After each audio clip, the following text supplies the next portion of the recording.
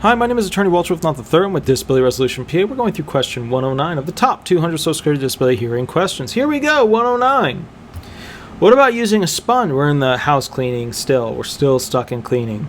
What about using a sponge, spray bottle, dustpan, scrubbing brush, or broom? All right, let's go through it. Sponge. So you're able to work with things that are wet.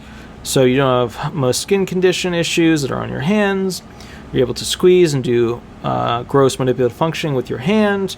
You're able to do the rubbing function, maybe above your head, maybe not. You're able probably to sit somewhere and do it, or stand somewhere and do it for an extended period. Spray bottle, gross manipulative functioning, squeezing the handle. Are you able to fill the bottle, or is it filled for you? Is it something where there's any pulmonary irritants or irritants with your nose, or is it just, blah, blah, blah. Dustpan, pulmonary irritants. How did you get the dust into it? We're using a broom.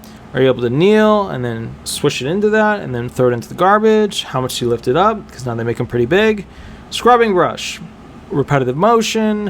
How big of a brush is it? What are the things that you're scrubbing? Are they high up? Are they low to the ground? Broom, are you standing or is it a small broom? Is it one of those things where you can do an entire room? How long does it take you? Are you able to go ahead and bend down and use the broom to go ahead and push all the dirt into a dustpan? These are the things attorneys and judges think about when you're answering this question. So that's the whole point here. And remember, when you hear this question in the hearing room, all it's going to be is, do you have any difficulty with cooking, cleaning, laundry, or paying bills? If you're like, nah, then boom, you probably not disabled.